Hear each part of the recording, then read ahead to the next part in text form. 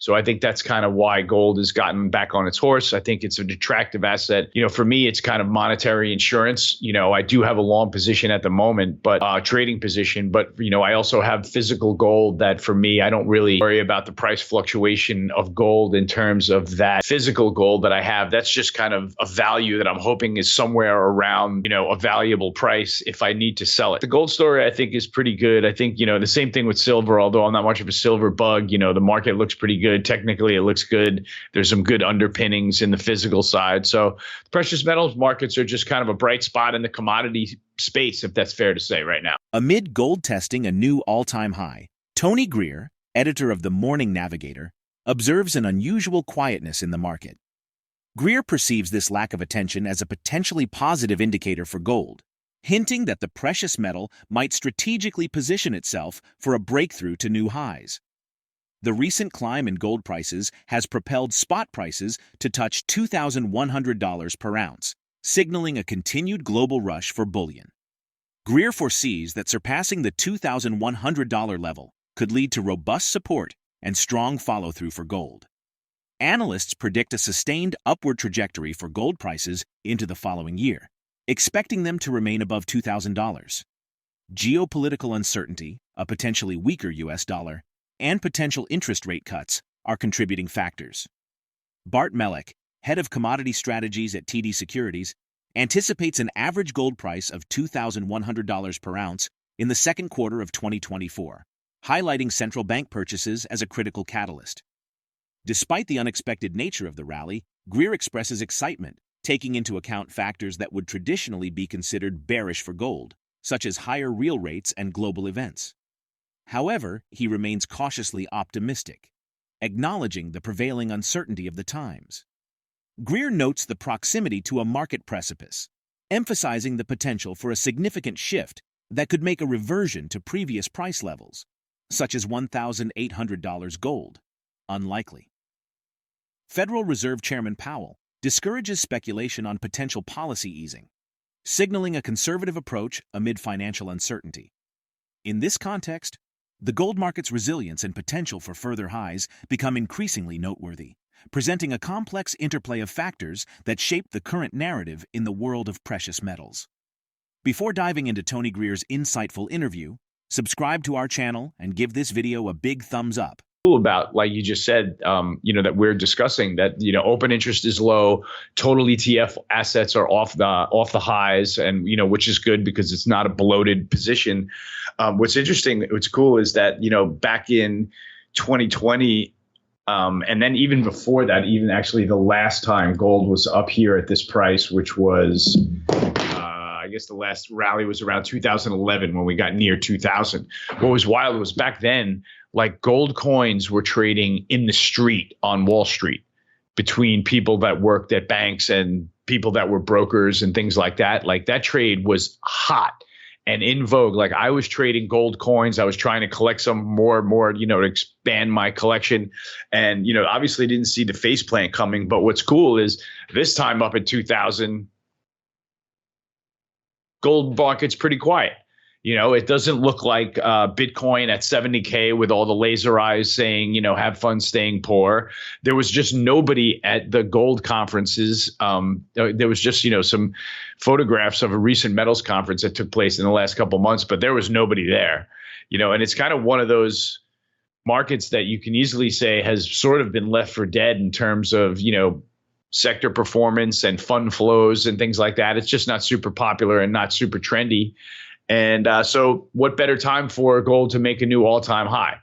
And, when I look at the chart in the short term, you got those three peaks that are just under 2,100. You get through there, there's going to be, number one, any CTA that's short for whatever reason, maybe they're going to short it up against that high and think there's going to be a quadruple top, which is possible. But anybody that's short is going to have to cover through that. It may. And, the trade that is going to want to add to their position is obviously going to buy, as much as they can afford to buy, and just to see what's up there and just to see how far it will go. If you're carrying a long position and you get through 2,100, I would look to double it, because that's been a major Mason-Dixon line technically. So you would think that if we get through there, that there's both really good follow through and, that's going to be mega support going forward, is that you wouldn't expect gold to give up the 2K handle, for a long time to come after we just battled to keep it below there for such a long time. So there's a lot of really interesting psychological factors involved with gold this time around, which is really cool about the rally. And as a trader, it kind of gives you the fact that it just caught everybody by surprise, the fact that real rates are much higher now, and so gold should probably be lower. The fact that there's really no global destabilization and all of things are going on while gold is sitting right here at the highs, kind of ready to go, as we say in trade. So, I would say that there's probably going to be a several $100 follow through on the other side of that. And I'm hopefully going to be right in the middle of it. Yeah, it's interesting, and you kind of redefined what I said earlier, is that I have gold trading in its own basket right now, where gold is trading myopically, and there's somebody buying it for reasons that maybe the whole world doesn't understand. But we obviously have a lot of evidence of central bank buyers, right? And maybe the world is looking around right now at the towering deficit in the dollar, and saying, this is getting a little sketchy for me. We probably need some diversification here.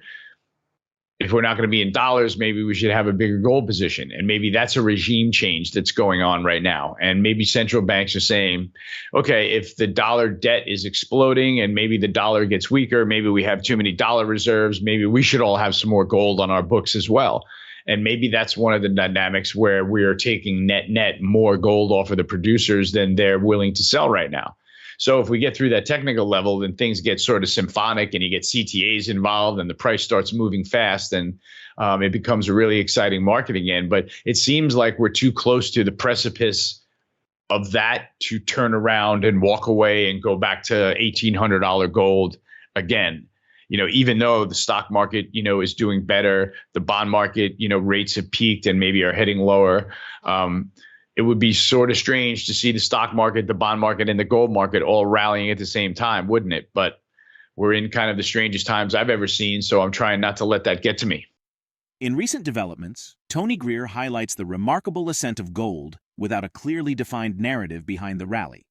The precious metal has surged approximately 9% since the Hamas attack on Israel on October 7th, underscoring its perceived haven allure during geopolitical tensions.